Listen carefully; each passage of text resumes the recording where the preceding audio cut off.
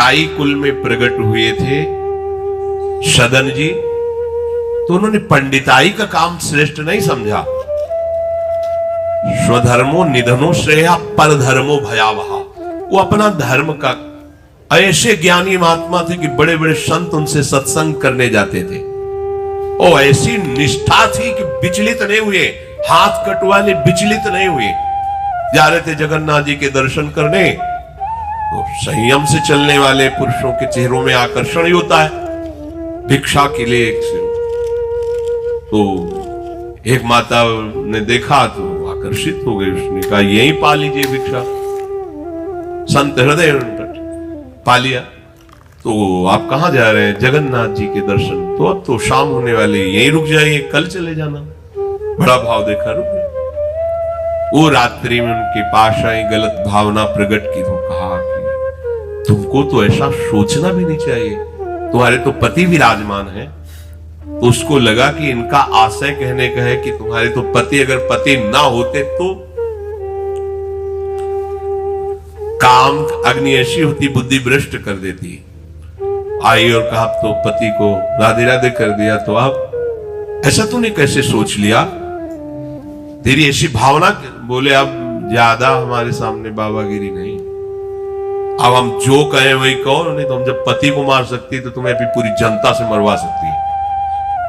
तो उनका प्राण दे सकता हूं, धर्म से विमुख नहीं हो सकता। उसने मचा दिया हल्ला, लोग एकत्रित, देखो देखो ये धर्म करने का फल। मांग रहा था रोटी, हमने इसको बैठ के पवाया और कहा कि आज रात्रि यहीं रुक जाओ। रात्रि में रुका, हमारे साथ गंदा आचरण करना चाहा, पति ने विरोध किया, पति का गला काट दिया। और जाल रचने में माया को देर लगती है क्या? वो मुस्कुरा रहे थे। जगन्नाथ जी बड़ी सुंदर लीला की आपने, भक्त है उनके तो सामने भगवान, तो उनके संसार थोड़ी होता है।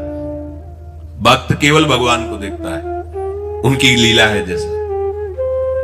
एक साधु जा रहे थे, तरबूजे का खेत था, रखवाला उधर कहीं छुपा हुआ था, तो उनको लघुशंका लगी, तो मेढ़ की इधर लघुशंका करे थे, इधर तरबूजे का खेत था। उसने समझा कि कोई तरबूजा चुराने के लिए झुका, तो लाठी लेकर सीधे आया और पीछे से लाठी मारी। अब मस्तक खुल गया, रक्त बहने लगा।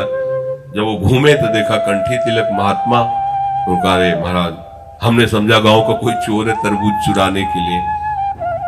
तो कहा हम तो जानते हैं ना आपको, आप ऐसे ही लीला करते रहते हो। बोले नहीं, हमने पहली बार किसी को मारा है, दोबारा नहीं। बोले हम जानते हैं आपको। तो बोले महाराज क्षमा करो, चलो आपको अस्पताल ले चलते हैं। बोले ये भी हम जानते हैं आपको। और वो तो अपने भाव में वहां ले गए, डॉक्टर ने पट्टी लगाई और एक आदमी आया और उसने कहा साधु को कोई ऐसा पीड़ा दे सकता है? तुम चिंता मत करो, गर्म दूध लाया, मीठा करके पिलाया। कहा महाराज आप चिंता मत। बोले हमें चिंता नहीं, लेकिन हम तुम्हें देख करके कह रहे इतना छलिया हो तुम। मतलब हमने क्या, दूध है, चीनी है, इसमें मिला दिया हमने, कोई और तो इसमें जहर तो मिलाया नहीं। हम जान रहे हैं ना, तुम ही हो पहले लाठी से मारा, फिर अस्पताल लाए, तुम ही ने पट्टी बांधी और तुम ही हमें दूध पिया। बोले महाराज नहीं, ऐसा ऐसा करके फंसा क्यों रहे हो हमको? हमने ऐसा। बोले हम तो अब तुम हमें बुलावे में नहीं डाल सकते, तुम ही हो, तुम ही हो। वो अपने भाव में है, वो सामने वाले कर, तो साधु अपने भाव में होता है। तो सदन जी आनंदित है, हे भगवान ये तुम्हारी लीला है।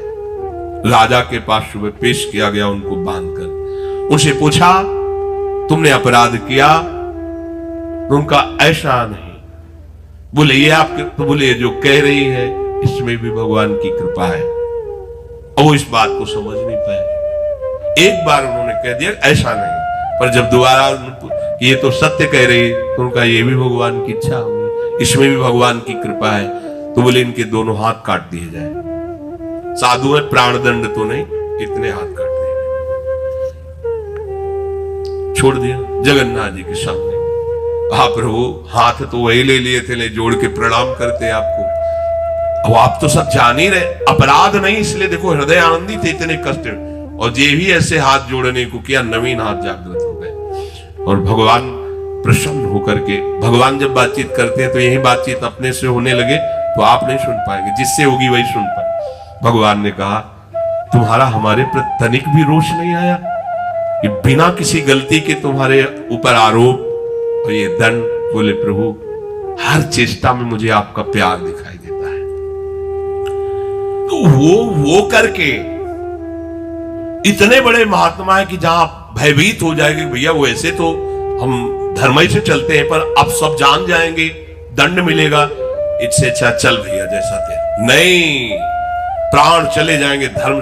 और कार्य क्या करते हैं, ये अपने कर्म को छोटा मत समझो, चाहे किसानी हो चाहे व्यापार हो, छोटी सी दुकान है, अच्छा है, नाम जप कर रहे हो, 10 20 50 100 जो भी मिले, आटा दाल नमक रोटी खाओ पियो, तुम्हारा परिवार आगे चलकर बहुत उन्नति को प्राप्त होगा। बेईमानी करके अधर्माचरण कर करो तो भैया देख लेना, ऐसा होगा कि तुम सोचोगे कि हमने पाप किया है। सोचोगे एक दिन तुम्हें बैठ के रोना पड़ेगा अपने परिवार के लिए जिनके लिए तुम पापा